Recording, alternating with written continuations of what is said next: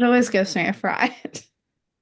Um, I think this is one of the first, not documents, first modules that I did, and I found it really interesting because to me, I not that I don't enjoy policy, but like I find policy and like the frameworks and things like our code and things like that quite interesting. And so when I saw this as a module, I was like, I need to do this. Like I didn't really learn about it when I did my training because I was primary trained. And yes, it is one of the primary documents as well, but it wasn't discussed as much as maybe it was in ECE, but Yeah, not really. So it is and it isn't. So it's like a glimpse, like this is our codes, our standards. This is basically an overarching document that we've got to meet, yeah. but it's nothing like this module and going into it and unpacking it. And yeah, so I was the same. Like I was like, I know that this is a huge document within,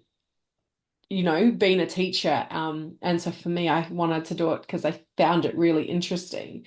And especially being like becoming a center manager at when I was still a PCT, when I was still like a provisionally registered teacher. Yeah. So looking back on that practice and looking at this module, I was just like, wow, like so many things, and it blew my mind. I was Yeah. just, I didn't yeah, realize like the littlest thing can be a breach of the outcome. And I really like how they break it down in the document. I think it's another document that's like our code examples or something, and yeah, yeah.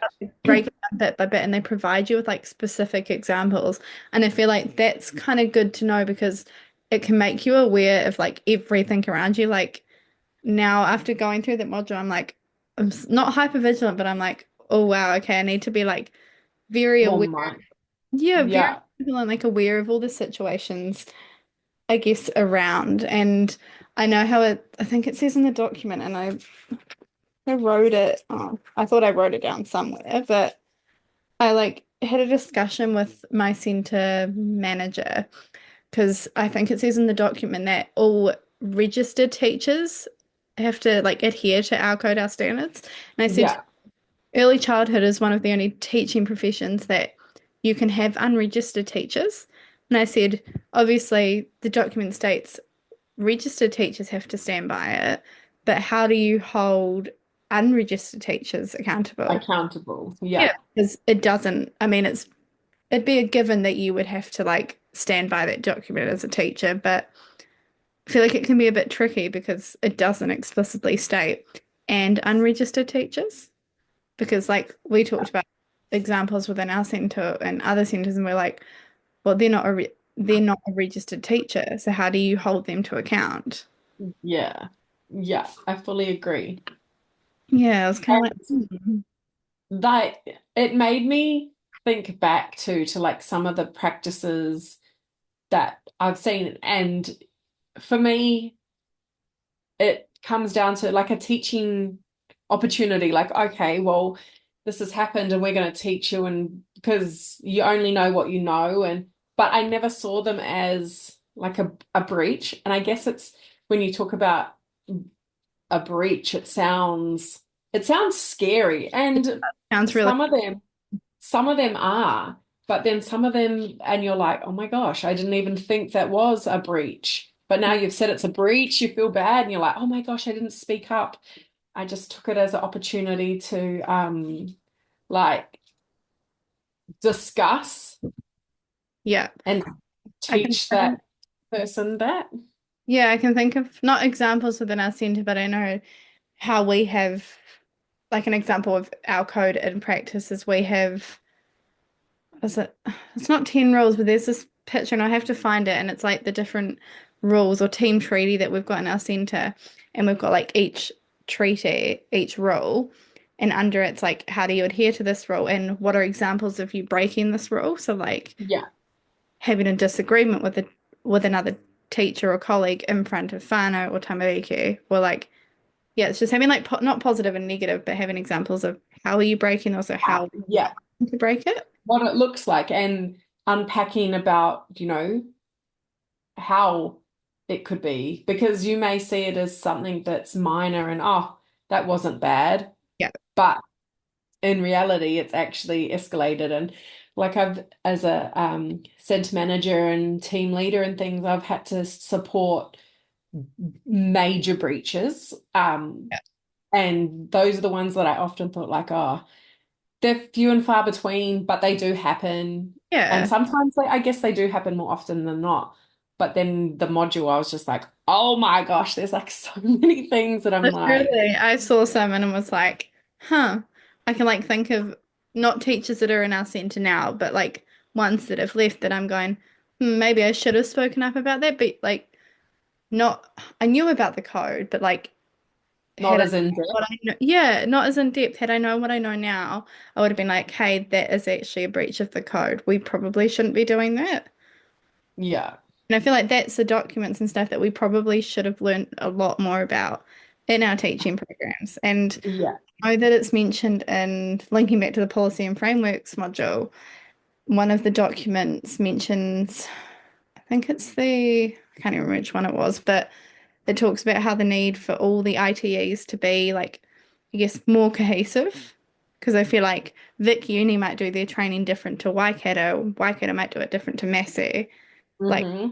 walking out of the teaching degrees as teachers, but we've all had different training. Yeah, definitely. And even speaking to like one of my colleagues that I work with at the moment, Hmm. she studied through Auckland University for her degree, and I studied for NZTC. Yeah. Um, and a lot of her subjects were structured like I guess uni, English, science, maths, blah, blah, blah. Yeah. Whereas mine wasn't like that. Like I did a maths and science paper and I did an English and the arts paper, but it didn't seem as like structured as in those. And, I did the whole child and all sorts of things like that. But when we discuss like, oh, this is what we learned and this is how we did it, it's just so eye-opening to see the difference in delivering of early childhood teaching, to be fair. And it's also interesting to hear like how different, I guess, um, education providers support like documents like our code or UDL or things like that. Like how do they implement them and what do they see as of importance? Yeah, I feel Because like it'd be not that the whole ITE system needs like an overhaul, but I think it needs like breaking down and looking at each of the individual providers. And who was it? I was talking to, the person that used to be the minister. I was talking to her the other day about it, and I was like, the ITEs are just so broad. Like I know at Vic Uni, I think it's Vic or one of the other unis, they don't do their primary teaching placement until the third year, whereas at my uni, uh, we did one placement a year. yeah.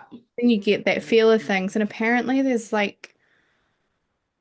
hundreds of different learning pathways to become a teacher. Wow. And I'm just like, because you've got the postgrads, you've got the undergrads, you've got like Yeah. masters, the online ones, and I'm just Like like, there probably doesn't need to be that many. yeah. It just seems a lot. Yeah. And I And like, yeah, again, it's down to what they class as, I guess, is important as well. Like, exactly. what is important for them or what, because again, you only know what you know. So if you have one lecturer or one driver of that is fully focused on our code, and Mhm. then the others have different like science or maths or Yeah. Or theorists or something. yeah, something like that, then that's going to be the push behind what they deliver and how they deliver. Yeah. Yeah, I know that linking back to our code and how to be professional both in the center and out the center because obviously teachers are we are human and we do see the like we'll see the kids out in the community or we'll run Yeah. here and I like had a good think about just like online platforms and you like just who was it? I discussed with someone how what was it discussed with staff members that online communication for the following reasons you can't read a person's body language online so things they say online or like through an Yeah. email can be taken out of context like Yeah. email that looks really angry might not necessarily be or like they could be tired and they're just like being short in their text because they're like, ugh, here we Well, go. yeah, I feel like it's teachers because we have a phone in each room and we'll like text whānau during the day about things like maybe incidents or just how their child's going. And like we try to think really hard about how we word the text because sometimes it Mhm. can seem, I don't know, condescending if you're asking them to bring something the next day. Yeah. We think really hard about how we're wording it to the How specific. you going to deliver it? Yeah. Yeah, because you've got some parents that you're like, they respond really well to these sorts of texts. This parent, however, no way. Not so much. Yeah.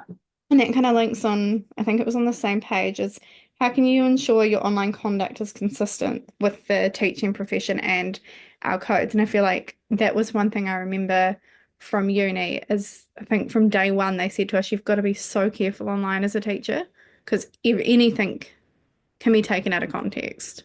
And it's all like under microscope too. Like even wearing your uniform out in public, Yeah. like you're the face of that and you're the face of, or even if it's, you go on a night out and you meet a whānau out and you're like, oh, things like that. But I Yeah. think it even comes down to like, and what one of the things that I really took away, I think it was in video too, and it was um, it's as simple as getting someone's name right, like Oh, 100%. We've got, pronouncing their name or writing their names on document. Like if they're doing a painting and you've spelt their name wrong, that's technically a breach because you're not taking the time to know that child or understand their name could have come from some, yeah. something so special and to them that's who they are and you've just gone and basically Yeah, because I guess to whānau and to them, their name is like important as well. And I know we've got a diverse range of kids in our centre, and you've got some names that are really long, but I know as kaiako we have to try really hard to pronounce those names and only shorten them if the whānau have said this is what we can yes, them. yeah, Like we've got one child, but we called her by her nickname that her mum calls, and she goes, I want to be called this. And we said, okay, we will call you that. And she's so much happier. Like it's respecting not only the boundaries of the whānau, but also the boundaries of the tamariki. yeah, When you call definitely. them a nickname, you don't call them that. Because if you continue, I guess if you continue to call them that, that is could be classed as a breach. Yeah, definitely. And I like the way that, she was able to speak up and be like, well, actually, this is what I want to be called. Yeah. Yeah. And it's because of the environment, I guess the environment that we've created that she's able to do that, which isn't a breach of the code. It's like the polar opposite. Yeah, You know, like linking back to like the online thing, I feel like that can be such, I guess, dangerous. I don't know if that's the word, like dangerous territory, because like everyone says, whatever you put out on the internet, it's out there forever. yeah, That's the right word. And I feel like for me, I know I've kept most of my social media like as private. Like if you're not my friend on Facebook, you can search up, but it says but private. it's locked. Yeah, Yeah. because you just don't like you don't want a parent or whānau if they're being nosy or something to find. Mm. Not that there would be anything, but like to them, they can easily Change it. yeah, they can twist it and be like, they did this 5 years ago, or they did this 10 years ago. Like I know it's not an example, but I know it's something that not that I posted. I did an interview. I think it was it was 2022, and it was literally only like a short little snippet, and it got onto the news. And then I had like five parents the next day going, "Oh, I didn't know you were involved in this, this, and this." And I'm like, I'm never doing that again. Yeah. Like, Similar thing happened to me. My daughter, it was actually at the time um, my daughter was going to a daycare and I wasn't even qualified. I was still in my training. And she, I had a colleague who worked with me and she was lovely. And her grandson went to the daycare and her grandson and my daughter were friends. yeah, And accidentally, or for whatever reason, he threw a train. It hit my daughter in the eye. She got a black eye. She was only like 2.5 or 3. So all I did was post on my page. I was like, oh, um, I think it was like indica 0, black eye 1, or daycare 1, or something like that. It was something real simple. And then I went for this interview, and I got the job, and the manager just brought up, because she was friends with the manager from the other center, she brought up, oh, and I heard there was this incident at blah blah blah, and this has happened, and you put it on social media. And I just took a step back and I was like, well, actually, one, it's two different companies. How come she is discussing my personal stuff with this person? Yeah. And two, like, yes, it's a reflection on me. I did put it up on Facebook, but again, it was again taken out of context, because as a mum, I'm like, well, she got her first black eye. Like, Yeah, you're gonna post something about it. yeah. And the colleague whose grandson it was, it wasn't her, it was our manager. And she was like, oh my gosh, I can't believe she did that to you. Like, Yeah. we had a mutual understanding. And so we knew we'd sorted it out. We knew she was on Facebook, friends with me on Facebook. She saw it all. She was fine with it. But then the manager had just taken it.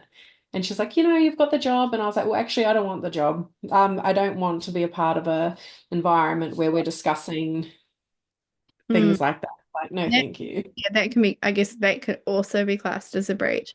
And I guess like a lot of professions, whatever the word is, we all have to be really careful. Like it's not just teachers, but I feel like we're held to such high regard that we have Hmm. to be super careful, like out in public, even though Yeah. we're not, I mean, we are a teacher 24/7, but like we are also human. And Yeah. I guess it's not, I mean, it's okay to make mistakes, but I guess we have to be so careful. Like I go to a roller disco every Sunday, and that's a public one. And half the time, like a quarter of my kids are there with their parents. And I'm like, oh my gosh, I have to like not, we say I'll be myself, but I have to be so careful of how I And conduct. profession. Yeah. I'm with half of the girls, half the ladies that I skate with. But I can't act the way we would act on a Friday night when we go roller skating together because all my kids are there and my parents are there. But Yeah. like, because they're not in the teaching profession, they're like, why are you acting a bit different? I'm like, because my parents are literally sitting right there. I make Yeah. a little mistake that's not okay in their books. Could It easily, goes back to work. yeah, It you could becomes a easily work thing. And kiss your teaching career goodbye over like the littlest things. And I know I'm a friend in another centre where a parent thought she'd done something. Another teacher was in the room, so she witnessed the whole thing. But the parent took it a step too far and contacted the teaching council, not the teaching hmm or the ministry, and that just went. And it was found that it was a false accusation. But that's coming back to the thing that you have to be really careful about what you say Yeah. and do. And everything that you do. Yeah, definitely. Yeah, it's just a lot. What else have I got? Trying to think. Um, yeah, being mindful of what we post online, but obviously we have to be super careful, but we shouldn't have to be overly careful because We're still human. we're still human. We make mistakes. We do things. Like we were And I people, think we were as teachers. long as as long as no one is like hurt, physically damaged, like the simple things, like I said earlier, is like a teaching moment. As long as you can learn, grow, and, you know, do better than what you knew before or did before, then we can just take it in our stride and do better next time. 100%. I feel like that's a good place to